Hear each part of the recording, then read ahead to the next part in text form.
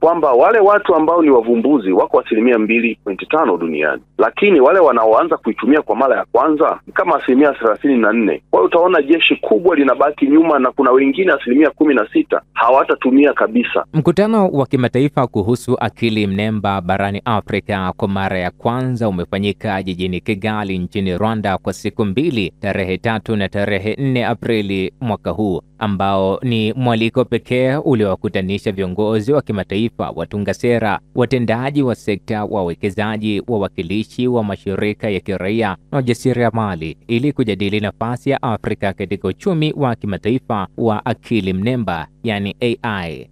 Teknolojia hii kwa sasa ni miongoni mwa teknolojia zinazokuwa kwa kasi zaidi duniani. Nimemwalika mhadhiri kutoka Chuo Kikuu cha Dar es Salaam UDSM, Dr. Elisha Magulanga, ambaye ni mtaaluma wa uandishi wa habari na mbobevu kwa sasa katika utoaji wa elimu kuhusu teknolojia hii ya akili unde. Kwanza nataka kufahamu wameipokea vipi hatua hii ya mkutano.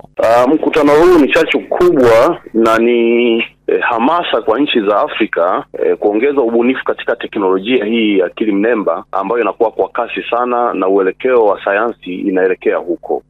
Ni matumaini yangu mkutano huo utakuwa umechochea watu wabunifu, utakuwa umechochea watafiti kutafuta namna ya kuwa na hizi programu za akili mnemba za kwetu wenyewe kwa kuangalia muktadha wa Kiafrika na mahitaji yetu kama wa Afrika, na italeta uhuru wa kiuchumi kuliko kutegemea hizi programu za akili mnemba ambazo zinatengenezwa katika nchi za Magharibi na Uchina. Imeelezwa kwamba mkutano huu ni mara ya kwanza kufanyika katika bara la Afrika na hasa kujadili changamoto na faida za matumizi ya akili hii unde ama akili mnemba katika maendeleo ya kiuchumi na kijamii barani humu.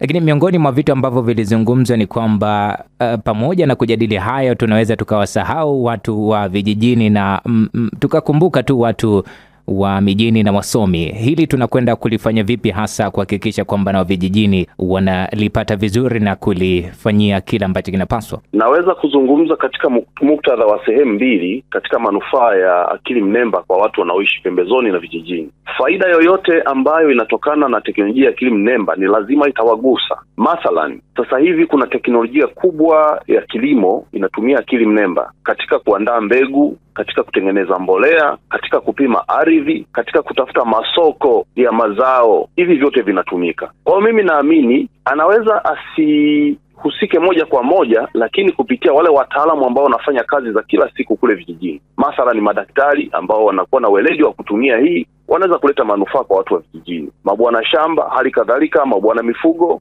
walimu na watu wengine wanaweza kuwa chachu kubwa ya kusaidia hii teknolojia kuwanufaisha. Lakini muktadha wa pili ni namna gani hawa watu wanaweza kutumia, ili ndio swala ambalo linaweza likachelewa kuwafikia. Lakini katika teknolojia hizi ambazo zinaanza, teknolojia zinazoibukia kwa kawaida hazianzi na watu wote duniani kote. Rogers amewahi kuzungumza katika falsafa yake moja kuhusu diffusion of innovation theory kwamba wale watu ambao ni wavumbuzi wako 2.5 duniani, lakini wale wanaoanza kuitumia kwa mara ya kwanza kama 34%. Kwa hiyo utaona jeshi kubwa linabaki nyuma na kuna wengine 16% hawatatumia kabisa. Kwa hiyo hiyo inatokea ni takwimu na utafiti ambao uliwahi kufanyika. Kwa hiyo kwa sababu hili swala limeanza kwa muda si mrefu sana, ninaamini kama serikali, waandishi wa habari watachukua hizi jitihada za kuipeleka hii elimu kule vijijini, ndani ya miaka kadhaa tutafika. Hatuwezi kuanza kwa pamoja, lakini naamini kuna siku tutafika kwa pamoja.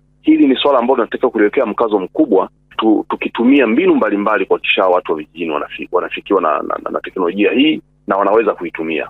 Ni mbinu gani Dr. ambazo unazizungumza hapa? Kwa mfano, sasa hivi kila kata ina shule ya sekondari na kila kijiji kina shule ya msingi. Hata kama hatujaweka programu hizi za teknolojia ya mawasiliano ya habari kwenye mitaala yetu, bado tunaweza kufanya programu maalum. Tukachukua hawa walimu wa sekondari nchi nzima, tukawafundisha matumizi ya hizi, kisha tukawarudisha kule waanze kufundisha hata kama ni programu ya muda mfupi. Mathalan ni miezi 3 mpaka miezi 6.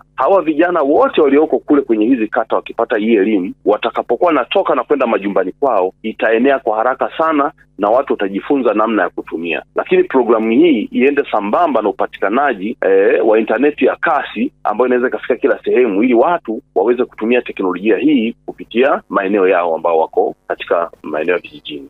Pengine watu wanajiuliza kwamba ni kweli wanasikia tu akili unde, AI ama akili mnemba. Baadhi yao bado hawana ufahamu mzuri kuhusiana na hiki.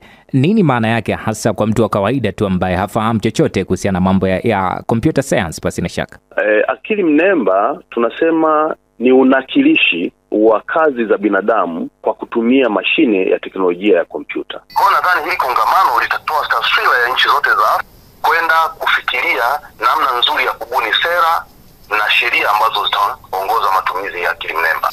Na kwa kuhitimisha tu, ninyi kama wataalamu mnakwenda kulichukua vipi kama ajenda yenu kubwa, hasa kwenye masuala ya tasnia ya habari? Mmejikita sana Dr. Pasina Shaka, wewe ni sehemu yako ya ubobezi, hasa kuwahimiza wanahabari kuwa na habari jengefu zile katika swala hili la AI. Kwa sasa tunafanya tafiti, na kama wewe ni mwandishi wa habari, bila shaka umeona dodoso linapita karibu kila sehemu walipo waandishi. Ni rai yangu kwamba waandishi watoe ushirikiano kwa wingi kujaza dodoso hili, ili tupate takwimu ambazo zitasaidia kuchochea hii teknolojia kwenye upande wa vyombo vya habari. Kumbuka tunaelekea kwenye uchaguzi. Teknolojia ya akili mnemba ikitumika vibaya inaweza kutumika kusambaza habari za uongo, inaweza kusambaza habari zisizo za ukweli na kusababisha taharuki kwenye jamii. Kwa hiyo kwa sasa, kama hatua ya kwanza, hatuwezi kuyatatua matatizo yanayotokana na AI pasipo kufanya tafiti, na mkazo wetu mkubwa huku tukifanya tafiti tunafanya kufundisha